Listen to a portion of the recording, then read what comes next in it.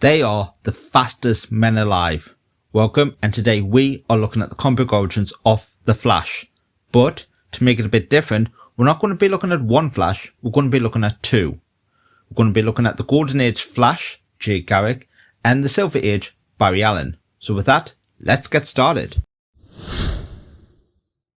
The first Flash is Jay Garrick. He's also known as the Golden Age Flash. He first appeared in Flash Comics issue 1 from 1940.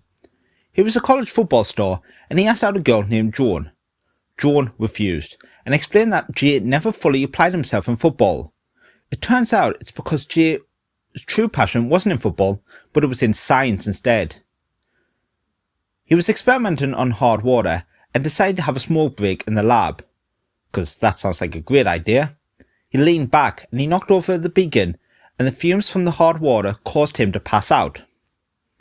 Jay was there all night until he was found the next morning and was rushed to hospital. The doctors suspected that Jay may move faster than any human after spending the night exhaling fumes from the hard water. Jay woke up and he now had super speed. He would move so fast people would think a wild wind had just blown past them. He used his super speed to help his team win the football match after Joan asked him to, and he went on a date with her. Someone took a shot at Joan and Jay saved her. Jay wore a metal helmet with wings based on the Roman god Mercury. The helmet was his father's old war helmet. He also wore a red top with lightning bolt on the front. He called himself the Flash and started his crime fighting career.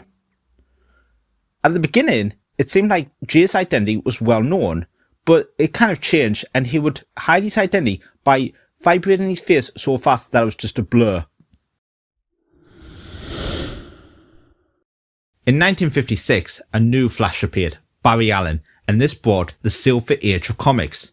Barry Allen is probably the most popular character that has took the mantle of the Flash. Barry Allen was a forensic scientist and he was also a comic book fan. Which hero was he a fan of? Jay Garrick, aka the Golden Age Flash. It turns out Jay Garrick is a fictional character to Barry Allen. At the lab one night, a lightning bolt smashed through the lab and struck Barry, and he was doused in chemicals. Barry was unharmed, but something had changed, and he now had super speed, and he was now the fastest man alive. Like his hero, Jay Garrick. He could outrun cars and had quick reactions. For example, while at a diner, a waitress dropped a tray of food, and everything fell, but Barry managed to catch everything and put it back on the tray before anyone had noticed what had happened. Barry Allen saved his girlfriend Iris from the villain The Turtle, who ironically is known as the slowest man alive.